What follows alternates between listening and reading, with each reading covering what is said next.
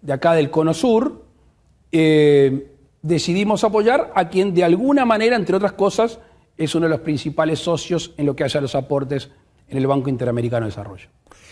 Presidente Lacalle, aquí en la Argentina ha tenido muchísima repercusión dos situaciones que se han dado en Uruguay. Una que fue desde el punto de vista económico, político, si usted quiere plantearlo así, vamos a decirlo en la forma más sencilla para que todo el mundo entienda. Corríjame si me equivoco, pero usted generó una cantidad de facilidades muy importantes para que personas o empresas, inversores, finalmente se radiquen en Uruguay. Ha abierto, ha flexibilizado los requisitos.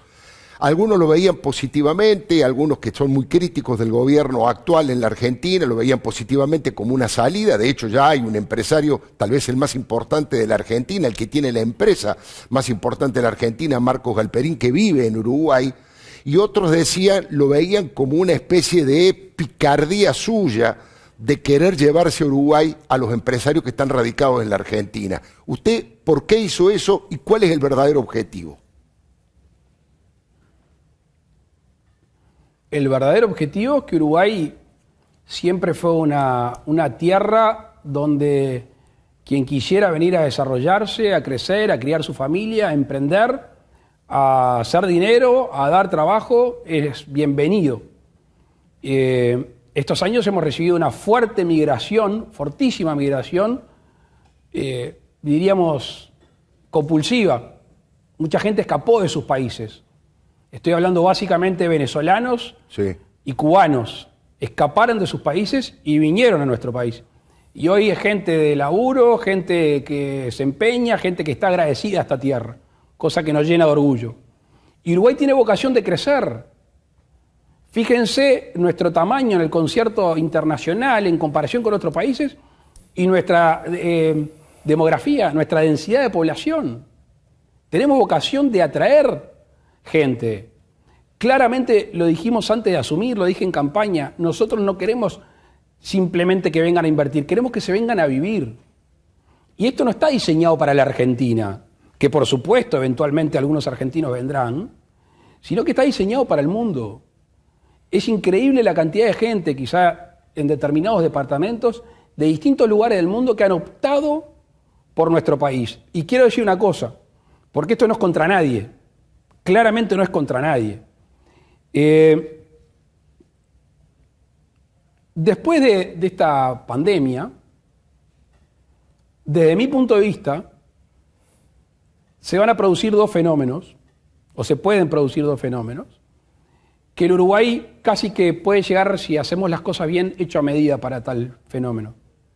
La primera, que la gente va a salir de las grandes urbes. Alguna gente va a optar por salir de las grandes urbes. Y mucha gente en esa decisión, y este es el segundo paso, va a optar por países donde haya una sanidad ambiental. Y obviamente que la sanidad ambiental, en este caso, incluye la sanidad humana. Y Uruguay está haciendo todos los esfuerzos para cuidar a su gente. Y en ese sentido, quizá, obviamente que no es la razón principal, pero quizá la consecuencia posterior a esta pandemia es que Uruguay se convierta en un lugar de llegada de mucha gente y lo vamos a esperar con los brazos abiertos porque Uruguay los necesita, Uruguay los quiere y esperemos que puedan desarrollarse como individuos. Obviamente los que estén bien en sus lugares no van a venir al país de ningún lugar del mundo.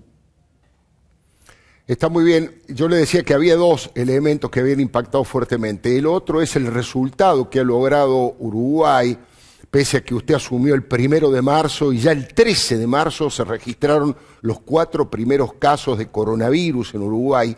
Insisto, el resultado que ha tenido hasta ahora, la actitud para combatir la pandemia, ustedes básicamente no hicieron una cuarentena estricta, hubo una cierta confianza en la propia responsabilidad individual de cada uno de los ciudadanos y al parecer ha tenido muy buenos resultados. Le pregunto, ¿cómo fue esa decisión y en la actualidad, a esta hora, cuántos son los contagiados, cuántos son los fallecidos en Uruguay y de qué manera se paró usted a la hora de tomar esa decisión tan difícil de no hacer una cuarentena estricta? Primero vamos a cruzar los dedos, porque el resultado es cierto. parcial. Hemos visto en otros lugares del mundo de que de repente están muy contentos que bajan la guardia y de repente se dispara. Hay un rebrote. Vayamos al viernes 13 de marzo. Yo estaba volando al norte del país a la inauguración de la cosecha de arroz y cuando estaba en helicóptero ya me entero de que estaban los primeros 4 casos. Y obviamente ya la cabeza estaba puesta a mitad en la cosecha, pero sobre todo en las decisiones que íbamos a tomar. Ya cuando terminamos la reunión allá en el norte, empezamos a citar al Sistema Nacional de Emergencia con todos los ministros y creo que primero escuchamos mucho y después tomamos decisiones claras y rápido. Decisiones claras y rápido. Yo he insistido siempre que las medidas no solo importan que sean buenas, importa el tiempo en que se toman. Y a veces los tiempos políticos no acompasan, en este caso, las urgencias de la sociedad. Y creo que se tomaron en buen momento. Y después lo más importante, que a mí me emociona escucharlo, me emociona verlo y me emociona que lo reconozcan fuera de frontera. Que no es al gobierno, es al uruguayo.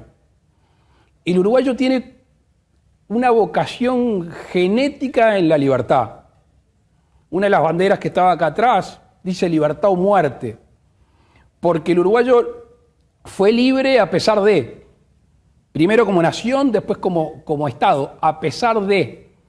Y es un bien muy preciado que a veces en la lógica diaria se nos olvida, pero en las difíciles el uruguayo sale adelante con ese valor y lo defiende. Y en eso obviamente nos inspiramos. Yo no estaba dispuesto a obligar a los uruguayos a confinarse, ir rumbo a un estado policíaco, aplicar medidas prontas de seguridad. Yo puse 2 ejemplos, Alfredo. Hay una feria muy popular que se llama la Feria de Piedras Blancas, Sí. donde la gente vende lo que puede muchas veces para hacer el día. Y cuando se vino una corporación, un sindicato, idóneo en teoría en esta materia, y me vino a plantear la cuarentena obligatoria, como lo hizo algún expresidente, como lo hizo algún partido político o sectores, dije, ¿alguno está dispuesto a ir conmigo? Le dije una chanchita porque es propio de mi época, cuando en la dictadura llegaba la chanchita a levantar a los que estaban manifestando. Era un móvil policial y empezar en la punta de la feria ir metiendo gente para adentro que está tratando de hacer el peso. ¿Alguien está dispuesto a ir conmigo al que yo le compro leña en el Pinar Norte, que es una zona del departamento de Canelones, y a ese la leña, meter leña, piña y persona adentro detenida porque está tratando de hacer el peso? ¿No somos capaces en Uruguay de apelar al cuidado personal, individual y al colectivo? Y el uruguayo dio una gran demostración. Pero aparte de una gran demostración en ese mes, que para mí es vital, Claro. el Uruguay del viernes 13 de marzo al lunes 13 de abril bajó la cortina. En el medio tuvimos Semana Santa de turismo. Claro. El Uruguay bajó la cortina. Mirá lo que hicieron los operadores turísticos, porque esto es para sacarles el sombrero. Hicieron un aviso en la televisión pidiendo que la gente no haga turismo. Ellos mismos cuidaron un valor superior. Y eso es lo que Uruguay hizo en ese mes que evitó los contagios masivos. Pero hace 2 o 3 semanas, estos meses han parecido años, por eso a veces uno pierde el sentido del tiempo, surgió un foco en 33, un departamento del este.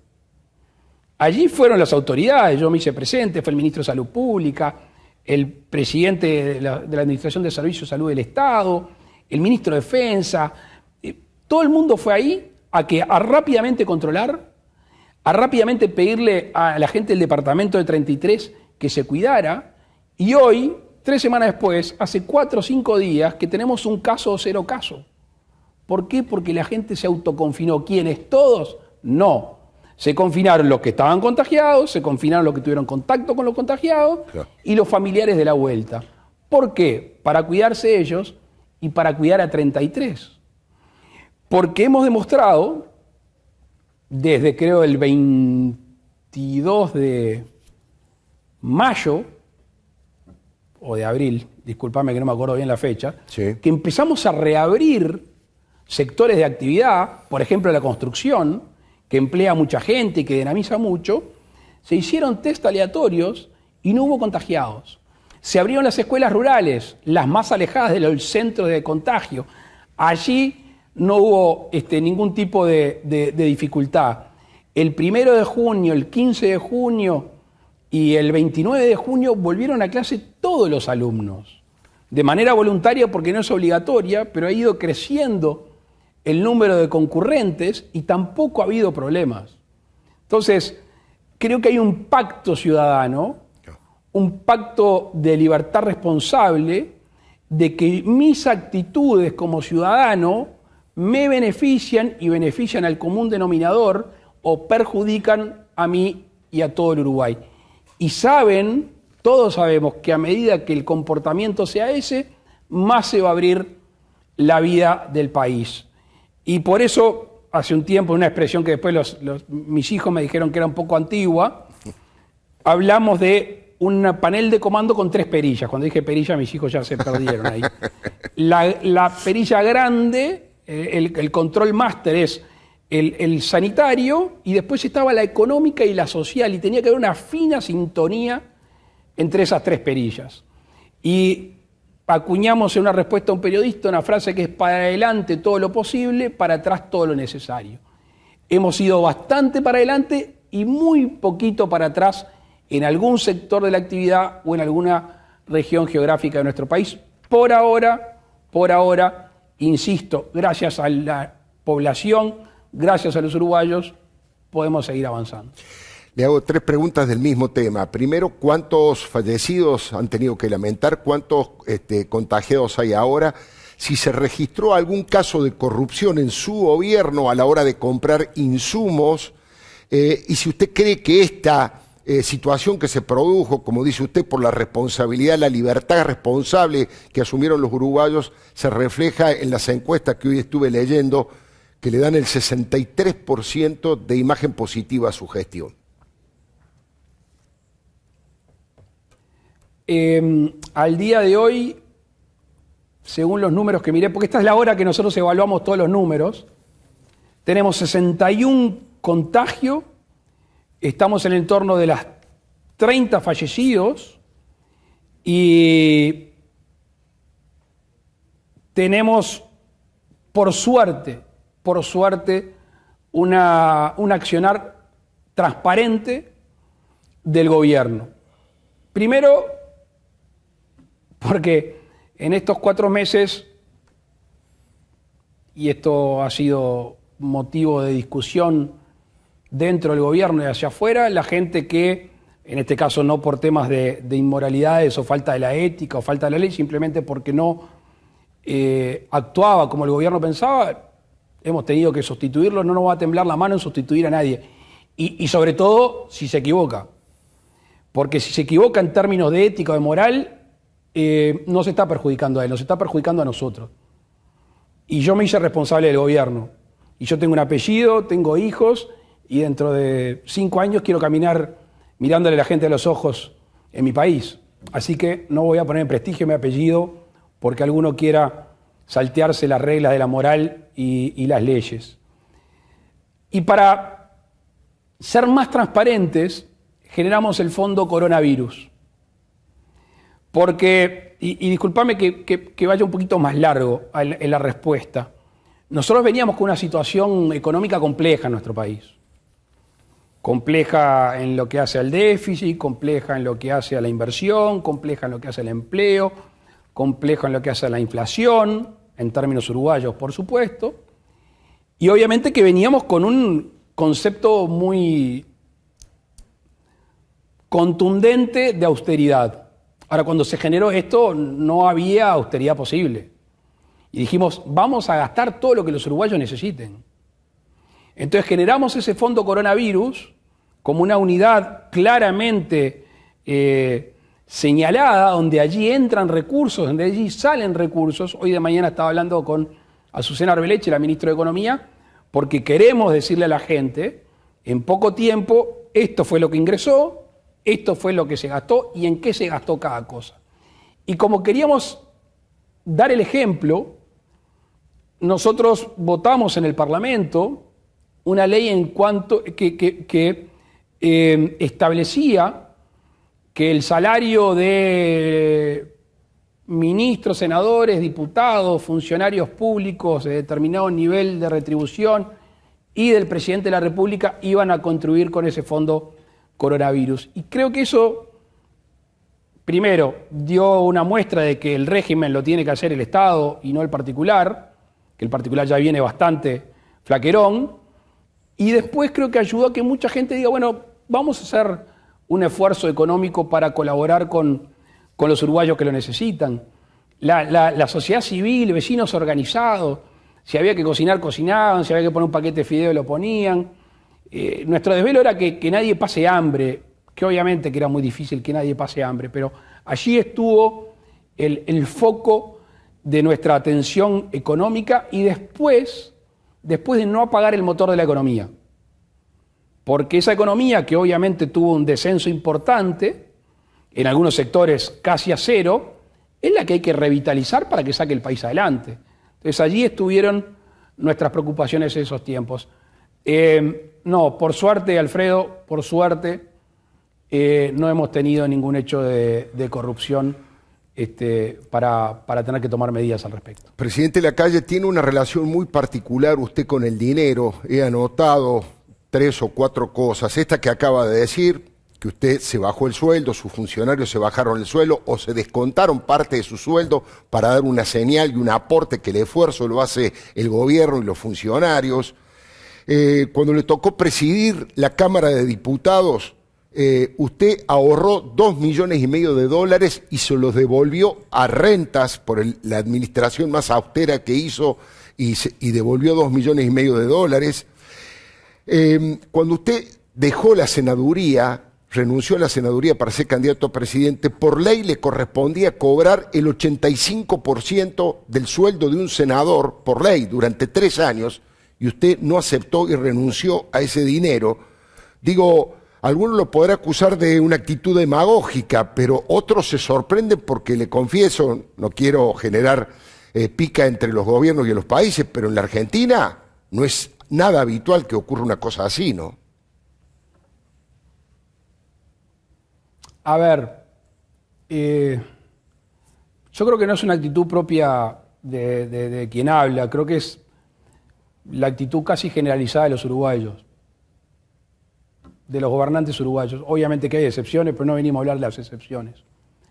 Segundo, cada una de esas cosas tiene su explicación. Yo tengo una concepción de que el Estado es una herramienta al servicio de la población, al servicio de los ciudadanos, y no a la inversa.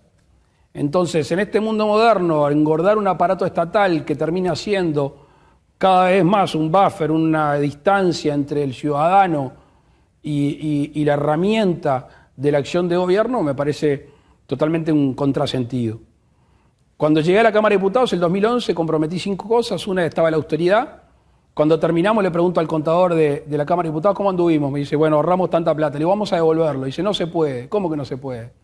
Bueno, en realidad nunca se hizo. Bueno, desde acá más se va a hacer. Llegué a vender la botella de agua vacía. Llegué a sacar el papel de... ¿Por qué? Porque hay que cuidar los dineros públicos.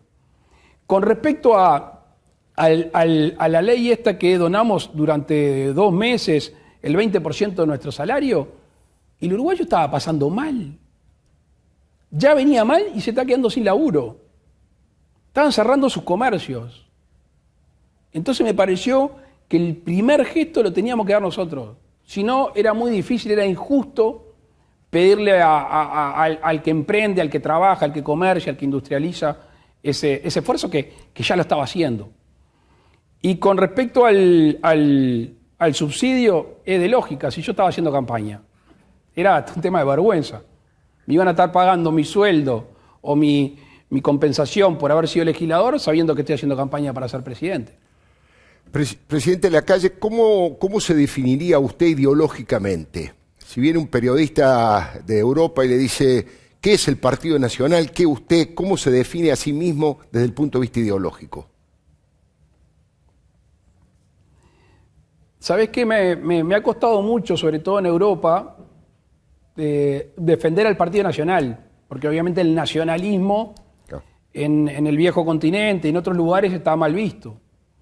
Nosotros participamos de un nacionalismo inclusivo, un nacionalismo abierto, un nacionalismo que hace a una nación, como expresa el concepto, que tiene una identidad, que tiene un fuerte arraigo territorial, un fuerte arraigo a las costumbres, un fuerte arraigo al ser oriental o al ser uruguayo, pero que al mismo tiempo es un nacionalismo muy abierto, no es refractario. En lo personal me considero un liberal que a veces el liberalismo está teñido de individualismo y creo que nunca lo ha sido, o por lo menos en mi concepción, y sobre todo en este mundo moderno que estamos todos tan interconectados, el liberalismo para que sea tal, para que sea puro, tiene que ser con una sensibilidad social, tiene que ser solidario. No hay libertad pura si el entorno no puede gozar de esa libertad. Si hay algo que por lo menos en lo personal siento envidia, una sana envidia por Uruguay y por los uruguayos, es la posibilidad, aún en las disidencias, en las discusiones apasionadas, de esa relación de amabilidad republicana, de ese respeto en los distintos partidos. Creo que en los últimos tiempos hay algunos sectores que se han radicalizado más, pero en general la convivencia entre los expresidentes, el trato cotidiano, eso se mantiene. Usted lo encontró a la hora de recibir los atributos del poder del presidente, del doctor Tabaré Vázquez, siendo que estaba terminando usted con 15 años de gobierno del Frente Amplio? Básicamente sí, básicamente sí. Obviamente uno quiere siempre mejorar las cosas, pero no debería de quejarme. Siempre hay una cosa para mejorar, pero no digo que si me quejo de lleno, pero estuvo bien, estuvo bastante bien. Yo creo que si uno en la vida anda cargando mochila de facturas es muy complejo. O sea, yo tengo una mochila, pero la tengo reservada solo para los que atentan contra principios básicos que yo creo que no son transables. Pero en un momento de mi vida empecé a guardar facturas y me di cuenta que estaban quedando amarillas y desteñidas y saqué, las tiré. Guardo 2 o 3, pero que son necesarias tener porque uno no puede cruzar determinadas barreras. Claro.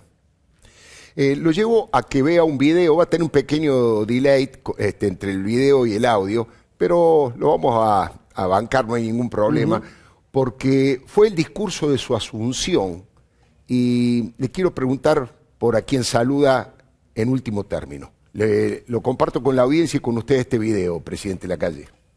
Señor expresidente de la República y senador Julio María Sanguinetti, señor expresidente y senador José Mujica, señor expresidente y querido padre Luis Alberto Lacalle Herrera,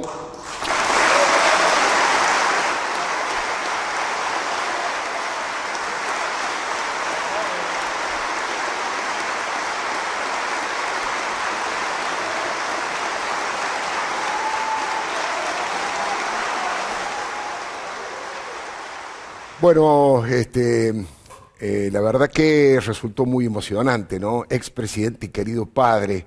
¿En qué medida ha influido? ¿Le ha traído dificultades o beneficios ser el hijo de un expresidente de la Nación y el nieto de uno de los grandes próceres de la política argentina, de la política uruguaya, perdón? Bisnieto de Luis Alberto Herrera. Ah, bisnieto.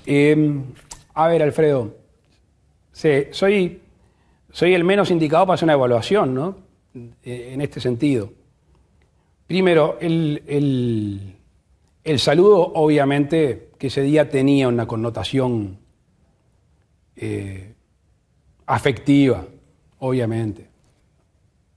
El otro día tenía una discusión con una persona que denostaba la actividad política fuertemente, y yo le decía, yo amo la política.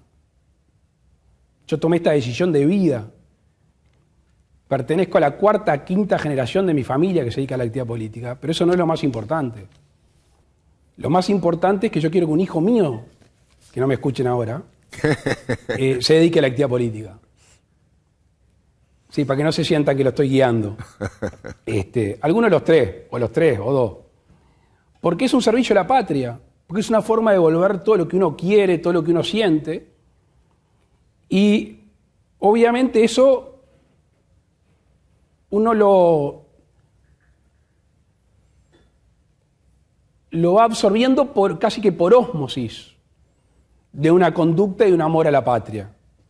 Entonces, era una especie de reconocimiento, agradecimiento a mi padre, que ayer cumplió 79 años. Ayer cumplió. No le quiero preguntar, presidente, qué es lo que le regaló, porque la parte más personal y más de color ya viene en Un tapabocas. ¿Cómo?